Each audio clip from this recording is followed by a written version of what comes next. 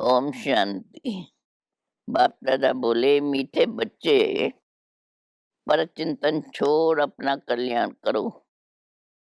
तुम सोने जैसा बनकर औरों को रास्ता बताओ। प्रश्न। अशरीरी बनने का अभ्यास जो सदा करते रहते, उनकी मुख्य निशानी सुनाओ। उत्तर। वे हठ से अपनी कर्मेंद्रियों को वश नहीं करते, लेकिन उनकी कर्मेंद्रियां स्वतः शीतल हो जाती है। हम आत्मा भाई भाई है, यह स्मृति स्वतः रहती है। देह अभिमान छूटता जाता है, नाम रूप का नशा खत्म होता जाता है, दूसरों की याद नहीं आती है। गीता। तू प्यार का सागर है। ओम शांति। ये कोई सिर्फ प्यार का सागर नहीं, ज्ञान का सागर है। ज्ञान और अज्ञान, ज्ञान को दिन, अज्ञान को रात कहा जाता है। ज्ञान अक्षर ही अच्छा है, अज्ञान अक्षर बुरा है। आधा कल्प है ज्ञान की प्रारब्ध, आधा कल्प है अज्ञान की प्रारब्ध। अज्ञान की प्रारब्ध है दुख, ज्ञान की प्रारब्ध है सुख। यह तो बहुत सहज समझने की बातें हैं। दिन है ज्ञान का, रात है अज्ञान की। यह भी किसको पता नहीं है, ज्ञान किसको कहा जाता है, अज्ञान किसको कहा जाता है। ये बेहद की बातें हैं। तुम सबको समझाते हो ज्ञान क्या है, भक्ति क्या है। ज्ञान से तुम पूज्य बन रहे हो। जब पूज्य बन जाते हो तो पूजा की सामग्री को जान जाते हो। जो भी मंदराद है, तुम जानते हो ये सब यादगार है। उनकी जीवन कहानी क्या है वो तुम जानते हो। जो पूजा करने जाते हैं वे खुद नहीं जानते। पूजा को भक्ति कहा जाता है। भगवान को भक्तों से मिलना है, भक्ति का फल देने के लिए। सो भगवान ही आकर पुजारी से पूज बनाते हैं। पूज सतयुग में, पुजारी कलयुग में होते हैं। तुम बच्चे जानते हो कल क्या होना है। विनाश तो जरूर होने का है, कोई भी समय हो सकता है। तैयारियां हो रही है, गाया हुआ भी है। अनेक कुदरती आपदाएं होती है, यह तो लिख देना चाहिए कि ग्रह युद्ध और कुदरती आपदाएं, उनको कोई ईश्वरीय आपदाएं नहीं कहेंगे। ये तो ड्रामा की नूंद है जिसमें नेचुरल कैलमिटी सब आने वाली है। विनाश में भी मदद करेंगी, मूसलधार बरसात पड़ेंगी, भूख मरेंगे, अर्थक्वेक सब आने की है। इन द्वारा ही विनाश होने का है। बच्चे जानते हैं ये तो जरूर होने का है ही, नहीं तो सत्युग में इतने थोड़े मनुष्य कैसे होंगे। जरूर इकट्ठा विनाश होगा। बच्चे अच्छी रीत जानते हैं यह सब कपड़े धोए जाएंगे। यह बेहद की बड़ी मशीनरी है। गाया जाता है मूत पलीती कपड़ धो। इन कपड़ों की बात नहीं, ये है शरीर की बात। आत्माओं को योग बल से धोना है। इस समय पांच तत्व तमो प्रधान है, तो शरीर भी ऐसे बनते हैं। पतित पावन बाप आकर पावन बनाते हैं और सब खलास हो जाते हैं। तुम जानते हो पावन कैसे बनते हैं। रास्ता बहुत सहज बताते हैं। मनुष्य तो कुछ भी नहीं समझते। जहाँ-जहाँ भक्ति, यज्ञ आदि होते हैं, वहाँ जाकर समझाना चाहिए कि जिनकी तुम भक्ति करते हो, उनकी बायोग्राफी समझने से ही तुम देवता बन सकते हो। उन्होंने जीवन मुक्ति कैसे पाई, सो तो समझो, तो तुम भी जीवन मुक्ति पा सकते हो। मंदिरों में बैठ जीवन कहानी समझाने से अच्छी रीत समझेंगे। तुम भी बाप से अब जीवन कहानी सुनते हो। तुम बच्चों को कितनी समझ मिलती है। परमपिता परमात्मा की जीवन कहानी कोई भी नहीं जानते। सर्वव्यापी कहने से जीवन कहानी थोड़ी ही हो जाती है। तुम बच्चे अभी परमपिता परमात्मा की जीवन कहानी को जानते हो, यानी आदि मध्य अंत को जानते हो। इस समय को आद कहेंगे, जबकि बाप आकर पतितों को पावन बनाते हैं। फिर मध्य में भक्ति का पाठ चलता है। बाप कहते हैं, इस समय मैं आकर स्थापना करता और कराता हूँ, करण करावनहार हूँ, प्रेरणा को करना नहीं कहेंगे। बाबा आकर इनके कर्मेंद्रियों द्वारा कराता है। इसमें प्रेरणा की बात नहीं। करण करावनहार तो जरूर सन्मुख होकर आएंगे। प्रेरणा से कुछ भी नहीं हो सकता है। आत्मा बिगर शरीर कुछ भी नहीं कर सकती है। बहुत कहते हैं ईश्वर ही प्रेरणा से सब कुछ करता है। बाप आप प्रेरणा करो, हमारी पति की बुद्धि ठीक हो जाए। बाप कहते हैं प्रेरणा की तो इसमें बात ही नहीं है। फिर शिव जयंती क्यों मनाई जाए? प्रेरणा से काम हो तो फिर आए ही क्यों? एक तो ईश्वर क्या चीज है, यह नहीं जानते। फिर कह देते ईश्वर की प्रेरणा से सब कुछ होता है। निराकार प्रेरणा से कैसे करेंगे? वह तो करण करावनहार है, आकर के रास्ता बताते हैं। कर्मेंद्रियों से मुरली चलाते हैं। जब तक कर्मेंद्रियों का आधार न ले, तब तक मुरली कैसे चलाए? ज्ञान का सागर है तो सुनाने के लिए मुख तो चाहिए ना। अब तुम बच्चों को सारी दुनिया के आदि मध्य अंत का पता पड़ा है। पूरी नॉलेज मिली है। समझते हैं ज्ञान बिगर गति नहीं। ज्ञान देवे कौन? अज्ञान मार्ग में और ज्ञान मार्ग में अंतर तो देखो है ना।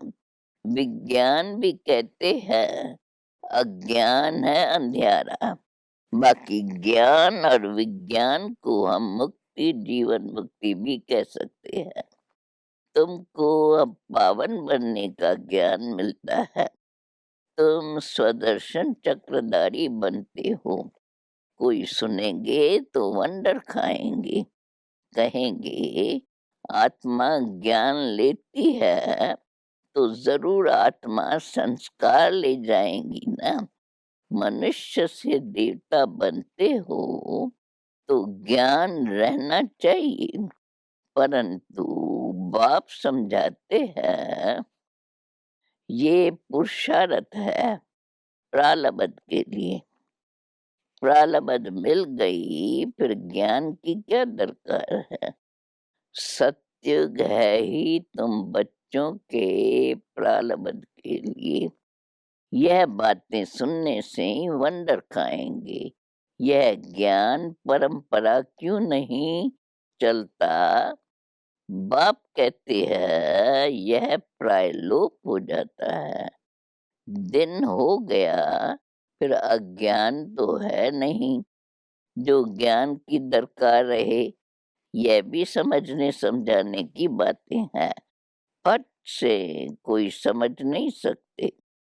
शिव बाबा भारत में ही आते हैं, बच्चों के लिए सौगात ले आते हैं, भक्ति का फल देने लिए। भक्ति के बाद है सद्गति। यह विनाश भी होगा जरूर, आसार खरे है। तुम सुनते रहेंगे, चिंगारी लगती है तो 1-2 घंटे में सारा मकान जलकर भस्म हो जाता है। यह कोई नई बात नहीं, विनाश तो होना जरूर है। सत्युग में होते ही थोड़े मनुष्य श्रेष्ठाचारी, तो श्रेष्ठाचारी बनने में कितनी मेहनत लगती है। माया नाक से पकड़ लेती है, ऐसे गिरने वालों को चोट बहुत लगती है, टाइम लग जाता है। बड़े से बड़ी चोट है कौन सी? काम विकार की। इसलिए कहा जाता है काम महाशत्रु है, यही पतित बनाते हैं।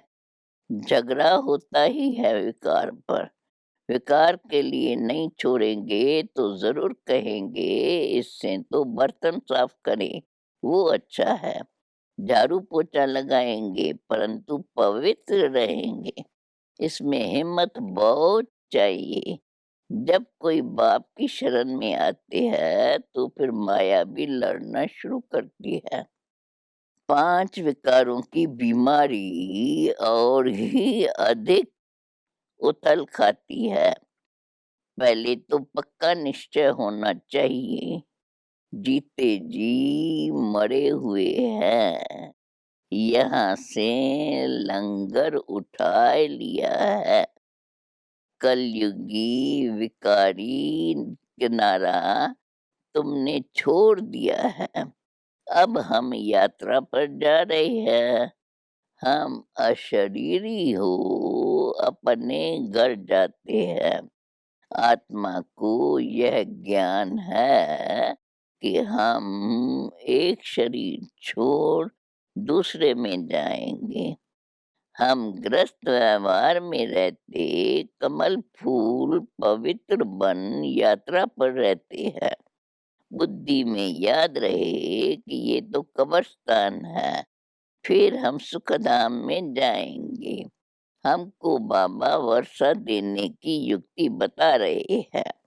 पावन बनने के लिए हम योग में रहते हैं। याद से ही विक्रम विनाश होंगे, तब आत्मा शरीर छोड़ देंगी। यात्रा कितनी वंडरफुल है। सिर्फ बाप को याद करो, अपनी राजधानी को याद करो। इतनी सहज बात भी याद नहीं पड़ती है।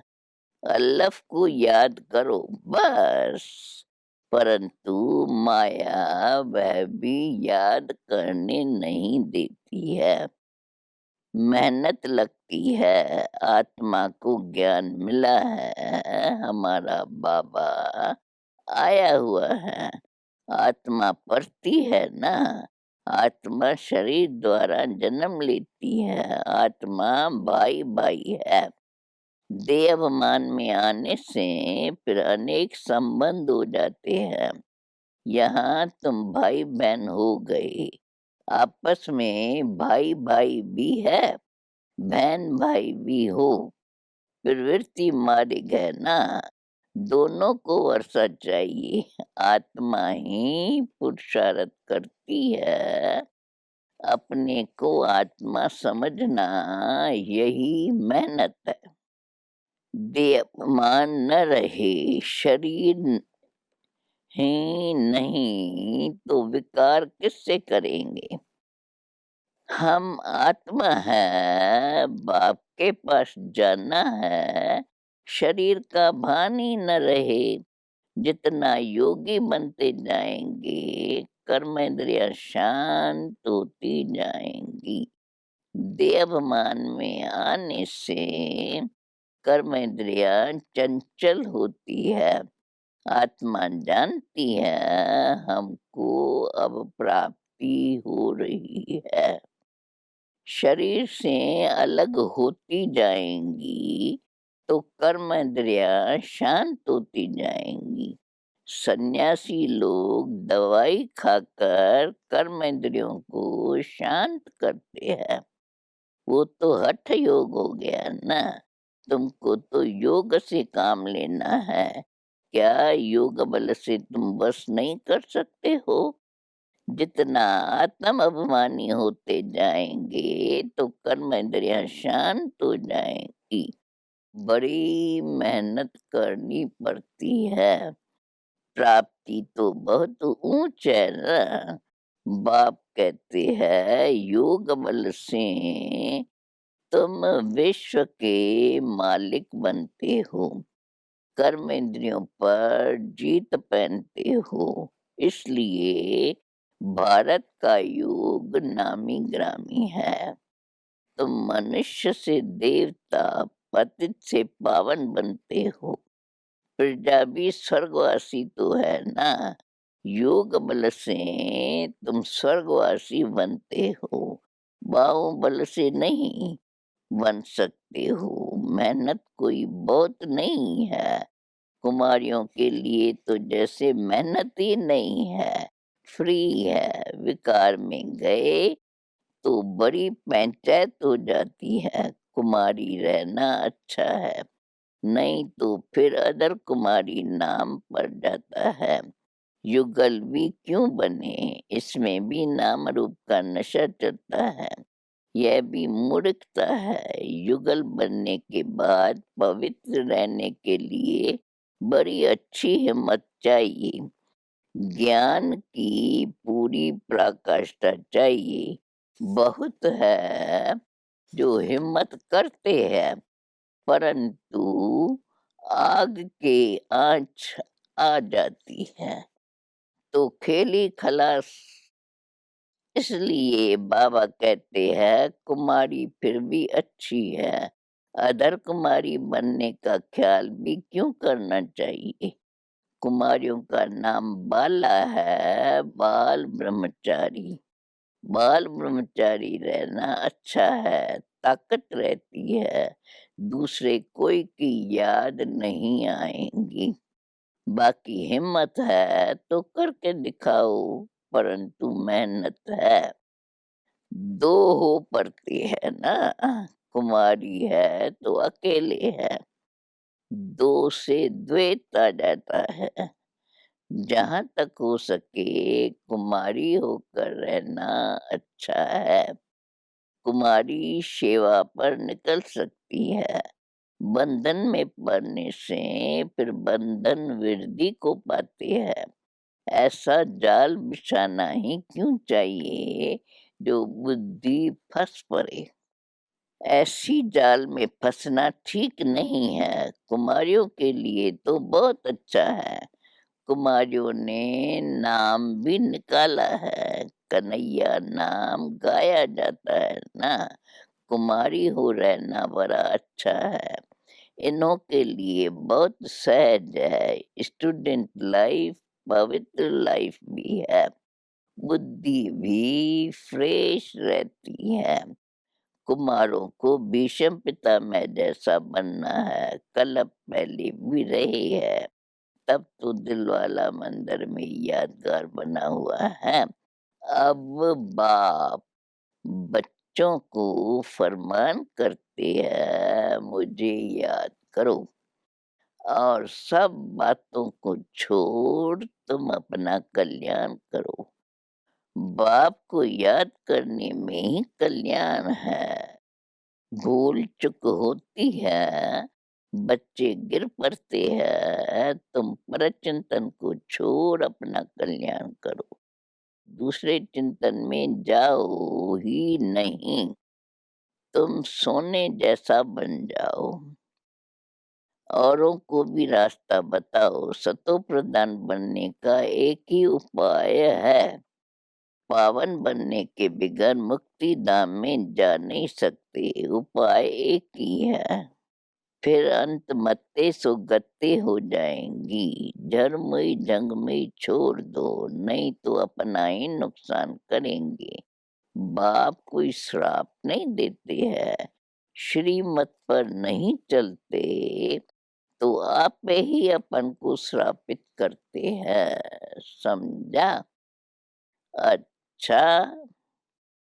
बाप दादा बोले, मीठे मीठे सिकिलदे बच्चों प्रित, मात पिता बाप दादा का याद प्यार और गुड मॉर्निंग।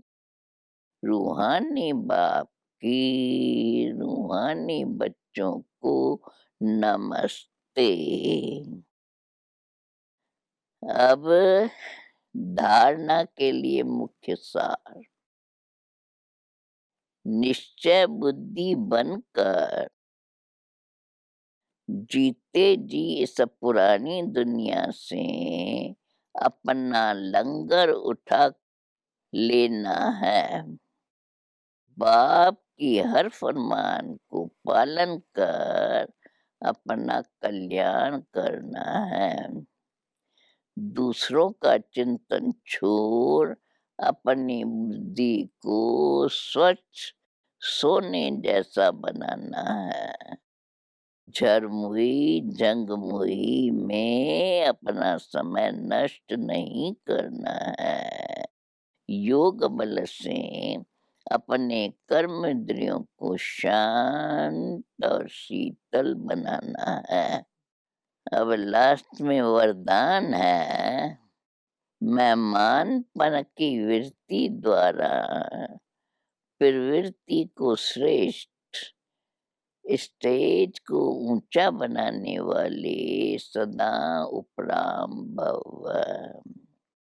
जो स्वयं को मेहमान समझकर चलते हैं, वे अपनी देह रूपी मकान से भी निर्मोही हो जाते हैं। मेहमान का अपना कुछ नहीं होता, कार्य में सब वस्तुएं लगाएंगे लेकिन अपनेपन का भाव नहीं होगा। वे सब साधनों को अपनाते हुए भी जितना न्यारे उतना बाप के प्यारे रहते हैं। देह देह के संबंध और वैभवों से सहज उपराम हो जाते हैं।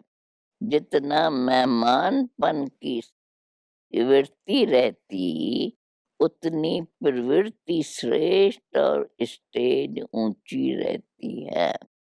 लास्ट में स्लोगन है, अपने स्वभाव को निर्मल बना दो तो हर कदम में सफलता समाई हुई है। ओम शांति।